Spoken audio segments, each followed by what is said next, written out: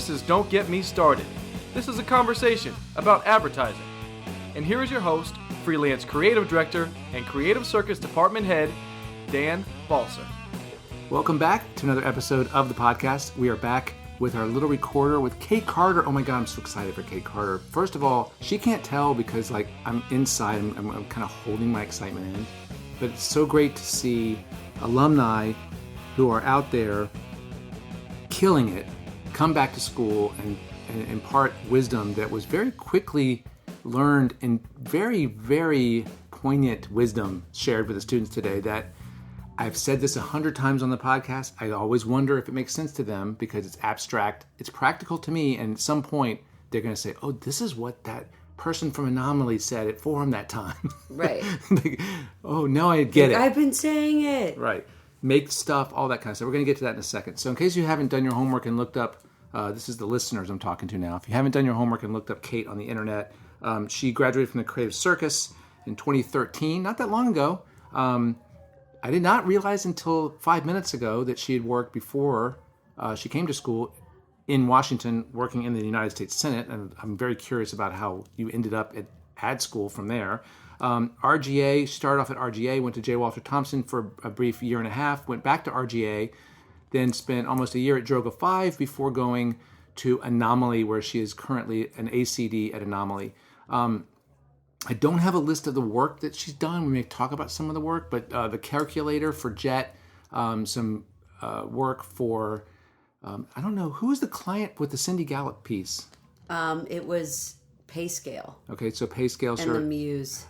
Very, very, first of all, welcome. Oh, thanks. I'm disoriented. I'm not doing this right today. Welcome to the back to school. You're doing good. Is it weird being back to school? Yes.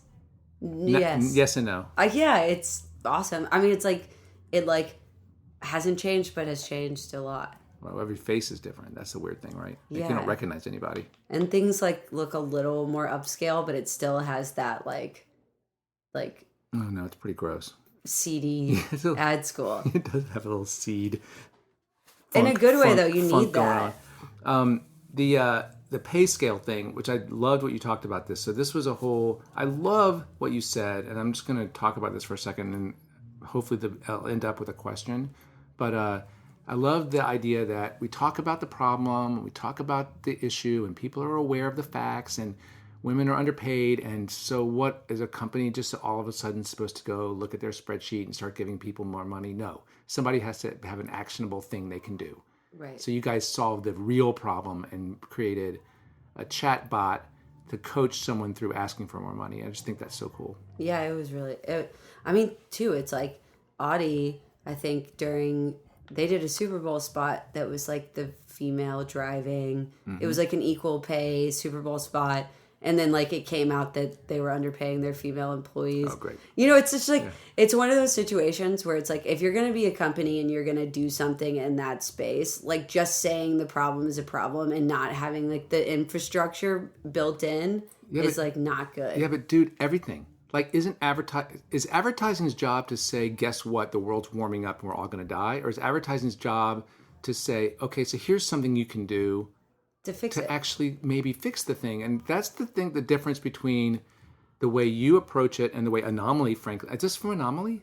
RGA, but it is Anomaly. This is Anomaly's way of thinking, yeah. right? Is sort of making solutions and making things and solving things from a problem perspective, not from a advertising or media perspective. Yeah, totally. I mean, you look at the craziest thing. Well, the insight, sorry, I'm just going to give whoever is on the other end of this thing some insight, but it was that women were 4 times less likely to ask for a raise. So we were looking for actionable insights that females could action, because it's different doing these awareness driven campaigns for brands and then you kind of end it being this is a problem, anyway, buy Audi, right, or exactly. I don't know if you're just pushing an ideology at me to be we're on the right side of history but we're really not doing anything about it. Exactly. So our thing was let's build a tool, and people actually used it, and it was wild because we had and honestly, one of the craziest things is like chatbots are one of the nuttiest things in the entire world. I'll nerd out on this. At one point, I thought I wanted to be just a chatbot writer because I was so sort of enamored.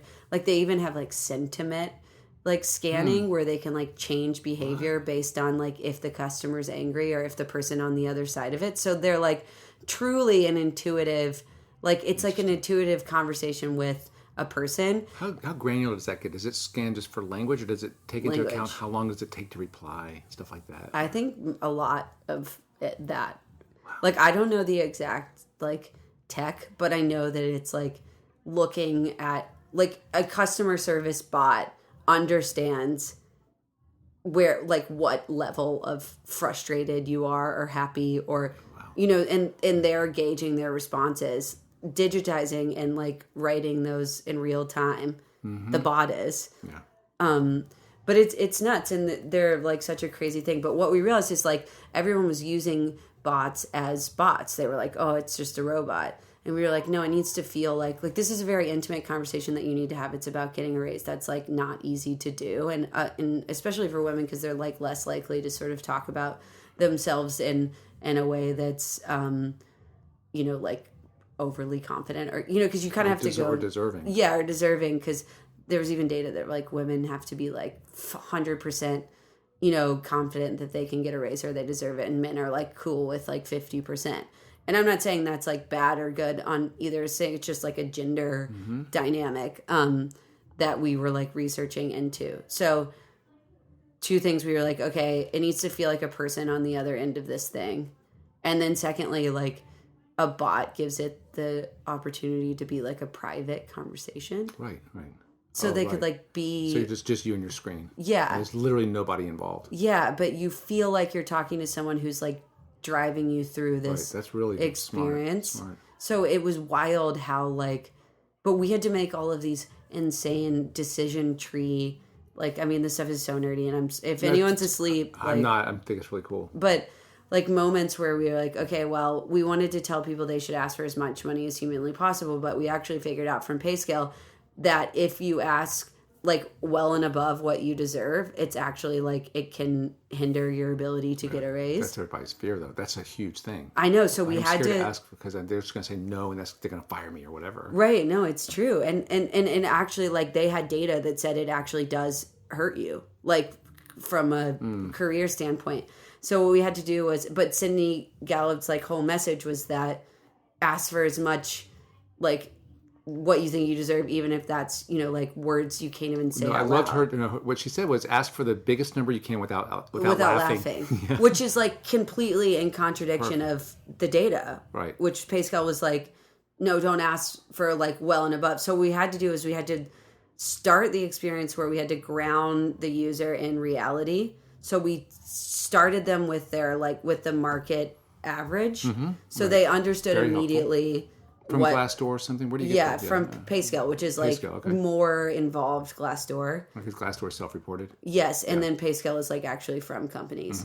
And so then they figured out like what the market average was, and then we gave them the high. And then we were like, okay, now tell us... What have you done to deserve this? Yeah, or tell us the biggest number you can say without laughing out loud. But we knew that they were probably going to live between those numbers, those two spaces.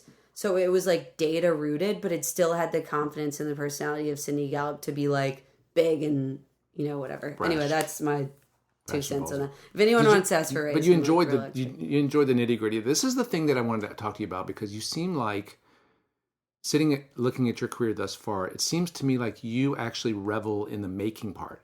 Oh yeah, I love it. And I think that a lot of times, I'm speaking from my own experience, I felt like the adrenaline and the thrill was coming up with the idea, and sometimes the making it felt more like a slog.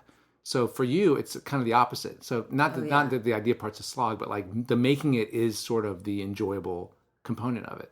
Well, yeah, and I think people forget you ideate while you're making. Well, that's true. It's not like you just put something on a sheet of paper and you're like... Then it happened, right? Yeah, like you should be ideating. Like I've done comedy spots where you're just like, we should put a different family as the photo on the desk for the guy that is the coworker, and it's just not his family. It's a little funnier. Yeah, that's like a tiny idea. So it's like the making should require ideation. And if you're not ideating in the making, then it's probably not going to. But when you had this idea for the bot, that's like, you'd never done like bot stuff, right? So you had to figure out how to partner with that and where to find those. I mean, was that fun? Do you have producers? How does that whole thing work? How does it go from you and your partner having an idea to the thing being made? And is that part of the fun part of it for you? Oh my God, it's amazing. I mean, it's just amazing. Like I've done two bots. One was called Go Vote Bot, and it was like prior to the elections to get millennials to vote. It told you like your polling location. You could register through the bot.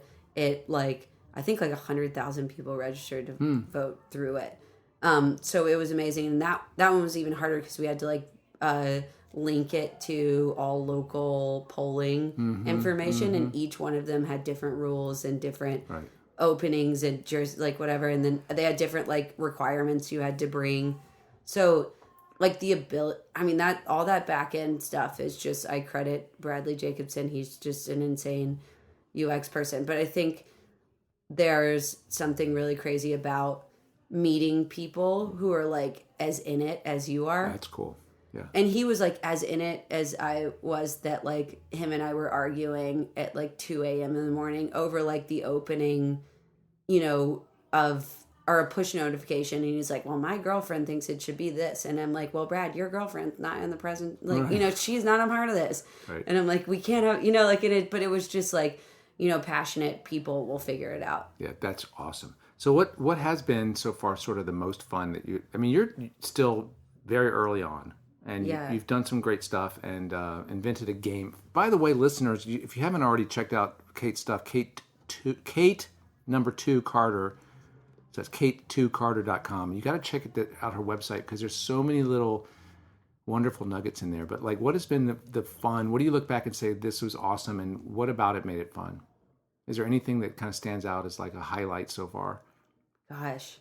I'm talking about experience, even not necessarily the piece that you got done, but an experience, an environment, a partnership, whatever. I think the calculator was I'm realizing how much of a nerd I am in this very moment, but the calculator was crazy because this is the calculator for Jet, which is this is from Walmart, and it's a thing that you can basically will scrub your relationships on social to figure out how much you should be spending on a holiday gift. Yes, exactly. But it was we were getting into all these privacy conversations with Facebook because we were looking at other users' data. So I sign in, right, and it's calculating for is what we called it, our friendship. Yours and mine. How many times I've liked something of yours and vice versa? Yes, but it's commented or posted or seen and reacted. Yeah, but you didn't give permission for that. For that, right? Exactly.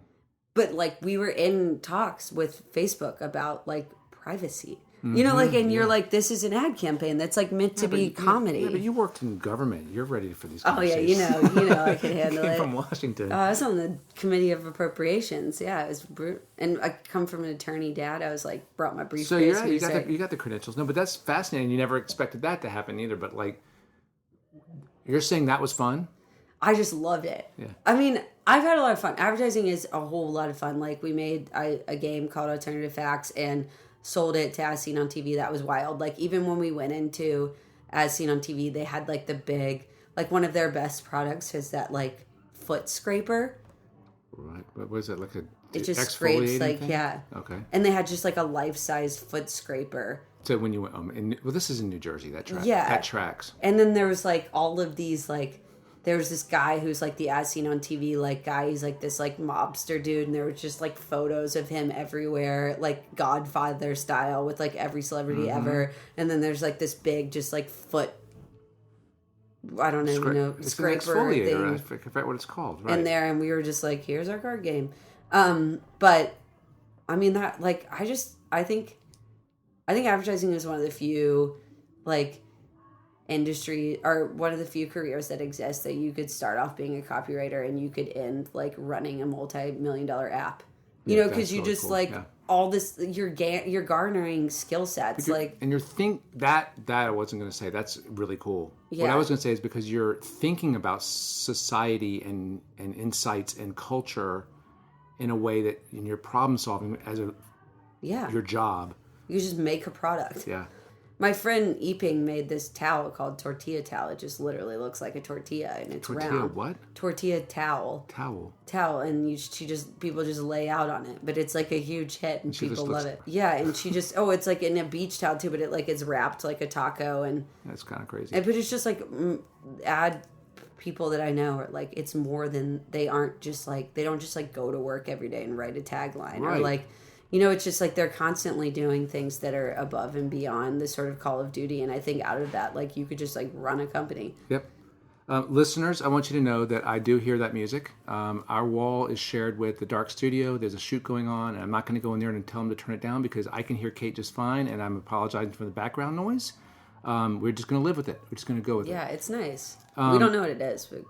Yeah, I hear people, but I'm not going to go out there and be that guy today. All right, so I wanted to talk about the alternative facts. So on your website, you've got, listeners, you've got to check it out. You're looking at this game, beautifully presented, and at the bottom of the scroll, you can fucking buy the thing, right there. Like, you can literally add it to your cart from your website.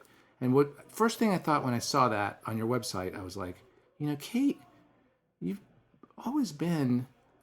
I'm exposing you a little bit. Always been very self-deprecating, humble, kind of avoiding limelight, kind of not shy, but not like the most boastful, I'm a badass kind of person. And yet, when I look at your website, I see someone who's figured out how to accept the fact that I've got to be self-promotion. I got to be out there. Yeah. Is what I'm saying have any truth to it? Yes, absolutely. Okay. So are you still uncomfortable doing those kind of things, or do you feel like that's necessary to market yourself as a brand? And can you talk about that whole thing for a second? Yeah, I feel like that is like such a good question. And I think I'm like maybe gonna I'll have to have some sort of realization in the middle of this because I haven't thought about it enough.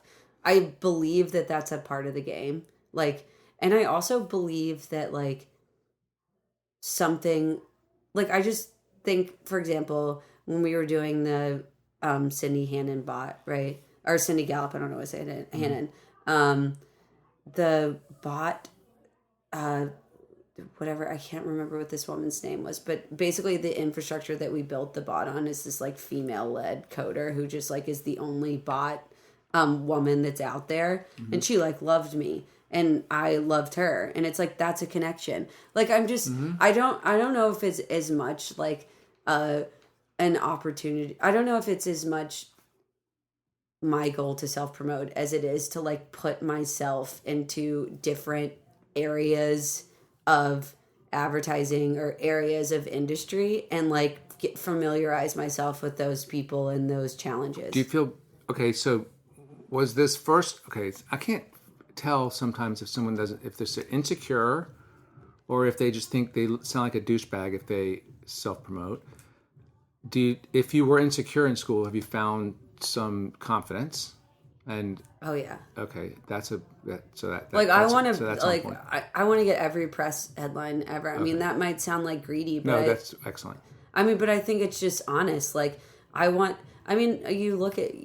mentioned Mike Byrne, right? Partner at Anomaly, has done some of the best work that exists, and a guy like that, you just look at their stuff, and it's it's iconic. And I don't think you go and be an iconic ad person without wholeheartedly going after that stuff. Right. Everything. And just treat everything as an opportunity. I treat every brief I should get a book piece, and I don't care if it's a social post. That's great. I just don't want to treat anything that it's just it's a throwaway. I do not believe that. What has been a legitimate challenge or a hard thing or an impediment? What's been one of the more frustrating episodes that you've had so far? And this isn't necessarily about you personally having to deal with something, but maybe it's a client situation or something that you had to navigate that just didn't work out. What's been difficult? We talked about what was fun. What's been a challenge? I know, and my fun was a challenge, but it's that's really cool because it's just very rewarding it's very satisfying to figure out a problem. It's the best. That's why we're here. That's why people have said the tinier the box, the better the idea should be. I just think even the more narrow the challenge is, the more space you have to sort of break and the out more of you it. grow and the more you become something. I mean, my most recent one is I had to switch the software to edit this podcast, and the new software is not intuitive at all. And it took me forever to figure out this very simple thing of how to turn this conversation, which is basically recorded with me on one side and you on another, how to turn it into mono so that it doesn't sound like coming out of 2 ears. And when I figured it out, it was like, I felt so stupid. I felt like I accomplished something because I figured out how to convert it to a mono track. It's like, yes, that problem, check. But you did it. Yeah, but you have it's that so now. little, it's so nothing. But now that's something like now I can teach that to somebody or something. I don't know. I have to go like endorse you on LinkedIn for that mono. Oh my god, I love that. Yeah, conversion, whatever. But no, because those are the kind of things that I think used to like make me miserable. Like I can't fucking figure this out. I hate this software. It's bullshit. Say no. Well, it's obviously possible. You just have to figure out how to make it work. Right. Like I want to make $1 billion on like something as simple as like a chip clip. Right. Like I want to be one of those people. Like I just think that like that's the beauty. Like there are all of these like insanely simple solutions to like everyday problems. So there hasn't been a real challenge. Let's get back to the point. Oh yes. I mean, I would say, and Zach, if you're listening, my relationship with my last partner of 4 years is really hard. I would say having a professional and personal relationship with someone who like affects your career. You know, like you guys are relying on each other, and his good presentation is my good presentation, and you know his art direction is my art direction, and my copy is his copy, and you know whose opinions matters more, and that's tough, yeah. You know, and it's really, really hard. I mean, I think that's like, I mean, I love him to death, and you know we're friends, but like ultimately, I think it's like even if you make really great work with a person, if that sort of if where you want to go in your career or what you want to be doing isn't aligned, it's like kind of always a push and pull. That's really great. Yeah, it's really great. I mean, and that's like hard. And I think partnerships in general, and like I won't just pin that on Jack, I don't know what I'm going to call him that, but like I think partnerships in general, like working with someone. You love Zach. You have an issue with Jack, his alter ego. Yeah, Jack is a real jerk. But like just, and that's just like this inevitable part of advertising that exists. That's like, a hidden challenge you never talk about, because I'm thinking about a bunch of my partners that I sort of like somebody that you date that you probably should have just stayed friends. And some of the partners I've had were better as coworkers than actual partners because we saw things very, very differently. And once we started working together on the same project, it was just kind of oil and water in a way. And that's something that I think in school we try to solve that. I think in school you can quickly switch to another partner or whatever, but like sometimes you have to figure out a way to work with them, and you might end up with something great. But yeah, that's a real thing. And I mean, those relationships go up too. Like it's not just like your counterpart. It's also like your CD.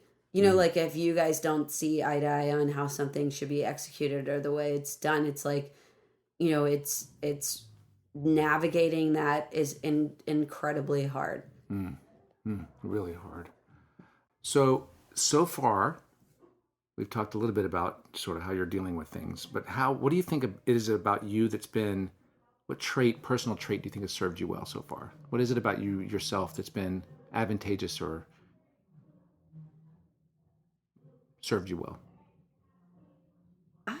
I recently had like my review in my GCD, and the review was like, she said this to me. She was like, I feel like it's the advantage that you have is that you and I can say the exact same thing, but when you cut it with like some self-deprecating joke, a client can get the message but not feel offended, whereas I say it like very straight and earnestly, and they're like think I'm like too passionate or, you know, too like sort of set. Yeah.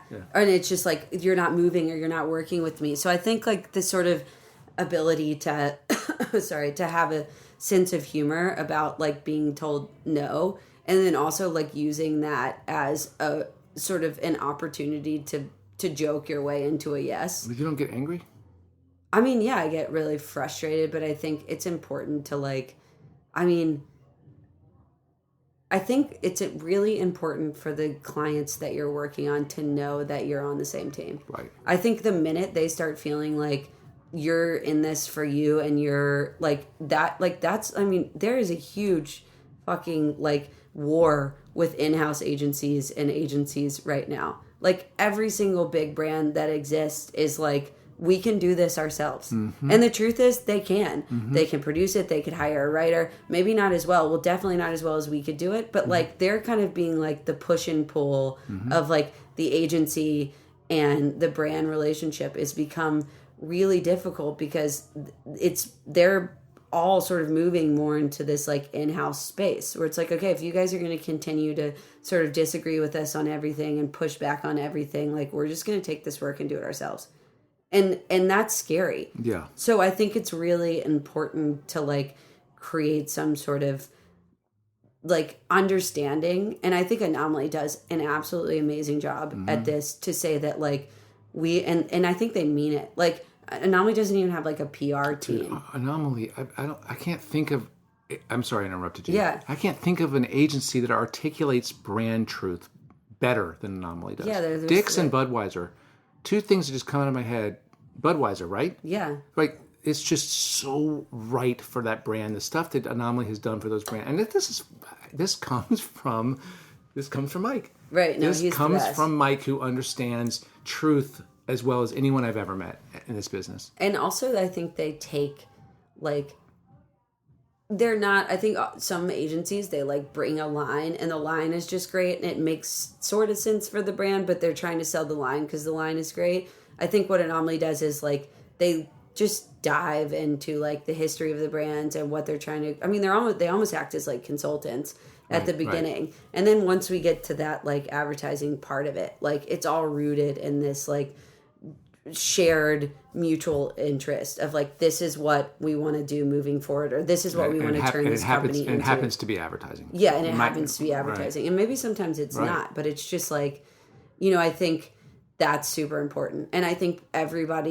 client who is at Anomaly currently feels like they have an agency that like has their back and wants what's best for them, and not an agency that just wants to do amazing work. Right. The awards come after. Because some amazing work just doesn't work. Like Puma, After Hours, Athlete, all the Puma stuff, some of my favorite stuff in actual advertising ever, like it almost tanked the brand. So it's like, and then JWT. Did you work on that? No, and we had to take on it afterwards because it was like, and granted, I think if they had stayed positioned as like the sort of everyday man's athlete, maybe it would have like. That's really interesting. It's like the tail wagging the dog, because the advertising was a great way to position the brand, but the brand wasn't prepared to reposition itself that way. Totally. Yeah. And then it's just like, and then it wins awards. So you're like, who's really, you know, because it's like winning the awards agency. It's an incredible way to sell shoes, but the shoe company was still wanting to put their shoes on Paul Pogba, right, and show like athletes wearing their shoes. Exactly. Yeah. So you're like in this really. So for the listener that doesn't know, what the listener, I'm realizing they're in the dark. So this was a Droga 5 bit for Puma called the After Hours Athlete, and the spots showed people at bars throwing darts and playing pool, and it's amazing, and stumbling home at night after the bars close, throwing like a beer can into a garbage truck as it pulls away, and everything's sort of sports, but it's all like real life After Hours Athlete, and it's amazing work, beautiful. Oh, it's so good. And it won awards because it was that, and it was a really cool way to think about the category, really cool way to think about the truth about how people actually experience those brands and those products. But the company is still, like I said, spending. My son just told me, I believe, that they just spent over $1 billion to put Puma shirts on Manchester City's. I mean, they want to be. They still want to be. They still want to be Adidas and Nike. And it's like, and I think they were like trying to reposition them as a brand, and I think maybe the brand wasn't willing to take the like initial hit of that like repositioning. So they just like got scared and kind of went back to the athletic zone. Well, they got scared or they didn't believe it, or that's not who they are, whatever. I mean, it's this DNA. It's like sort of it's inertia. A brand's not going to turn because someone came up with a better way of thinking about them. No, I know. It's just, but it's one of those things. And that's the thing things... I think that Anomaly does. I did it again. I interrupted. Yeah, no, go ahead. That Anomaly does is they understand the truth first. It comes from the truth. Yeah. And it's like, and I don't think it's trying to like push anyone out of their comfort zone for the sake of pushing people out of their comfort zone. I think if you're pushing a company out of their comfort zone, it's coming from a place of like, this is actually where we believe we need you to go, and Right. we have like the data to prove it. Sometimes it's our job as creatives to do something brilliant inside someone's comfort zone. Yes, I agree. Like, I've said I want to open an agency called Middle America and just write good ads for Middle America because for some reason, and I'm sorry, I don't mean to like, but it's like for some reason that's become like this coastal, like, that's right. it's like this amazing sort of like thing where it's like, why are they different? Like, why are we saying that like this is like not a Middle America ad because it's whatever it is? You know, I don't know, but like, I just think we have to figure out a way to sort of stop separating like the work to be categorized as like safe and basic and like risky. Absolutely right. And make great work Right. that isn't considered risky in a way that's like, I don't know, but is risky. I don't know. It's risky in the way that you're thinking about something that's not that surprising. So Right. you're taking the truth that's sort of the low-hanging fruit or the obvious truth about that brand, but you're doing it in a way that no one's thought of doing it, saying that thing in a different way rather than saying something different. Right, like Hershey Spread Love, like, right? Yeah. Like, just do an amazing, safe Right. Spread Love ad, but it's just really well executed. Exactly. You know, like, I think that there's a way to do that stuff where it doesn't have to be like the line or, you know, the thing. It's not always about redefining. Yeah, the execution that makes it crazy. I think you could stay in a space that people are comfortable with and still makes it. I think Dick's does a great job at that. It's exactly what I expect Dick's to say, but it's just said with elegance and grace and talent, and it's just done in a way that's like, okay, they did this, but then when you're watching it, you're like, wow, they really did it really well. Yeah. It's really good. I know, it's like, wow.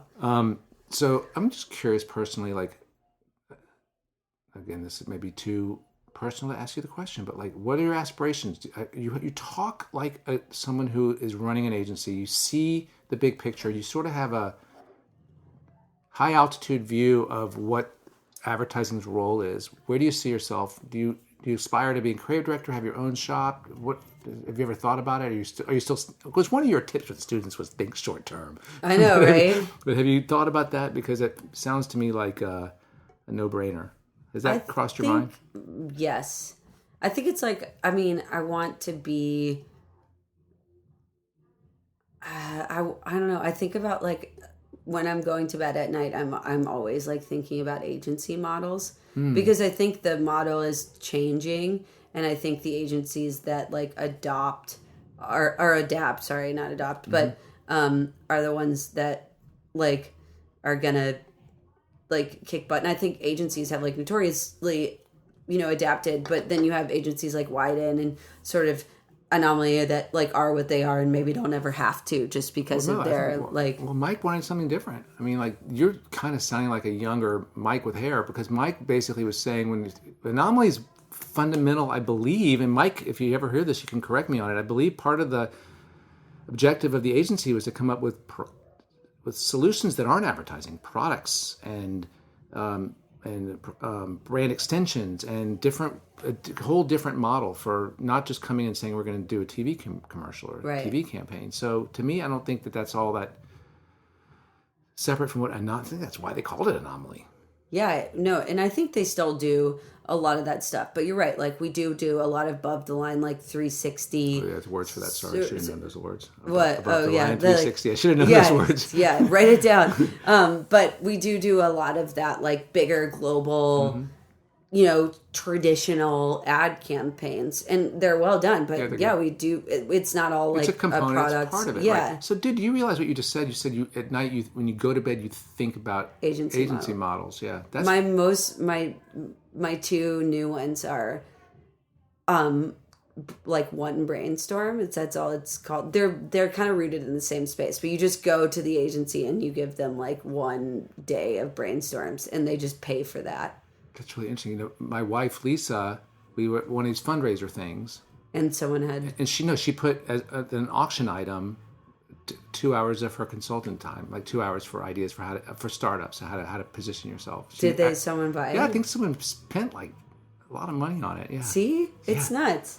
But Of course, yeah, they gave it to charity, but she gave it away for free. But I think that's really interesting. Yeah. What's the ongoing revenue model for that though? That's the only problem. yeah, who knows about that?